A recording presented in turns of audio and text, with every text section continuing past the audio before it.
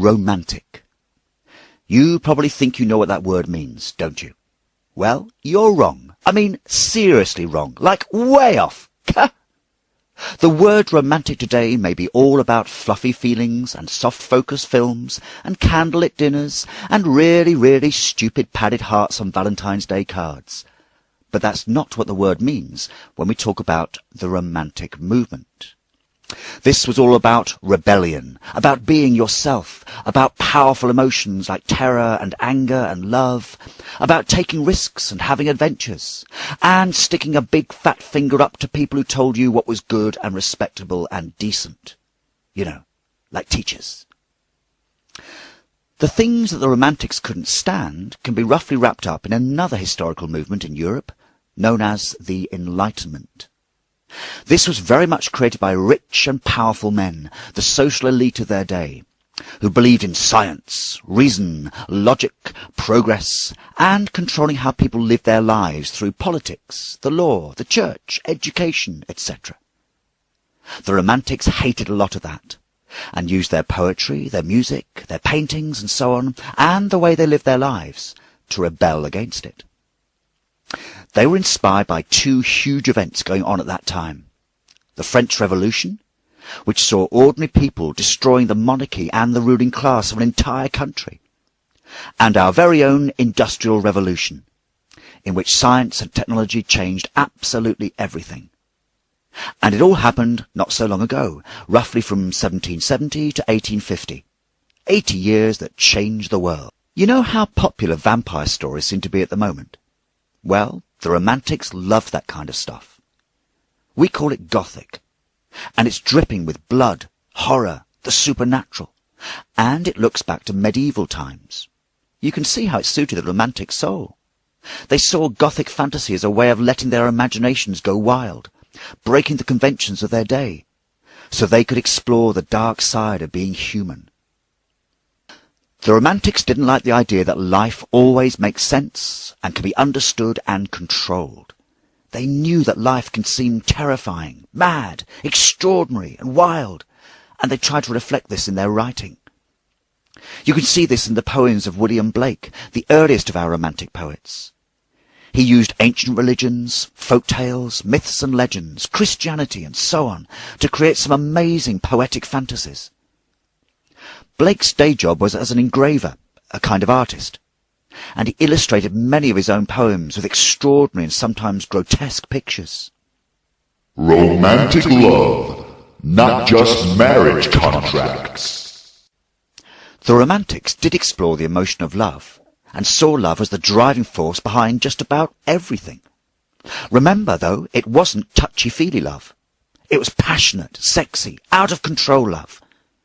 Really, it was the Romantics who created the idea that every individual has the right to be in love, and that sexual love is essential for a successful marriage. Before then, in medieval times, being in love was seen as a serious mental illness. Even in the time of the Romantics, marriage was generally seen as a way of getting more money, land, or power, and nothing to do with sexual love. The Romantic poets often had very unconventional views about love, sex, and relationships. For example, William Blake believed in free love, and many of these poets were very relaxed about having sexual relationships and writing poetry with a more erotic content than writers had previously dared to. The Romantic movement did a great deal to develop the ideas of people as individuals. Until then, nobody really bothered about working out their identities. God put you on earth to be a tradesman, or a craftsman, or a wife, or a queen, or a peasant, and that was that. Done deal. Get on with it. Modern ideas of finding out who you are, of teenage rebellion, of having choices, rose from the Romantics. The Romantic poets often put their ideas into practice. They had a habit of living recklessly and dying young. They had affairs, took drugs, joined wars, and had pretty chaotic lives.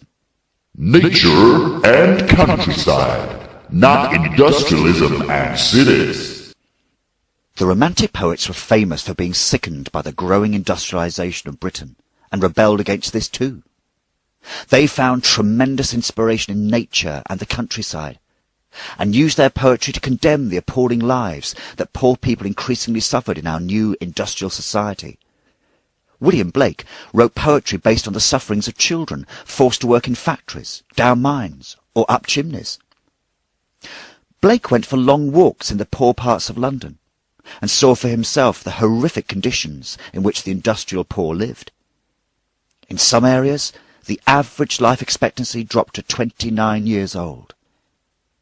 In 1842, a German visitor to Manchester noted that he had seen so many people in the streets without arms and legs that it was like living in the midst of the army just returned from a campaign. Before then, the natural world had been seen as a threat, or even as downright evil. Human beings and nature were enemies of each other. However, as industrialization began to destroy huge areas of the English landscape and drove millions of people into the cities, the Romantic poets celebrated the feelings of awe and wonder that the natural world gave them. Just as they explored powerful emotions, they also explored inspiring sights and scenery. In June, we're all off for a weekend in the Lake District, which is so strongly associated with William Wordsworth and Samuel Coleridge that they are known as the Lakeland Poets. I wonder if we'll be as inspired as they were. I wonder if we'll fall in any lakes. I wonder if our lives will ever be the same again.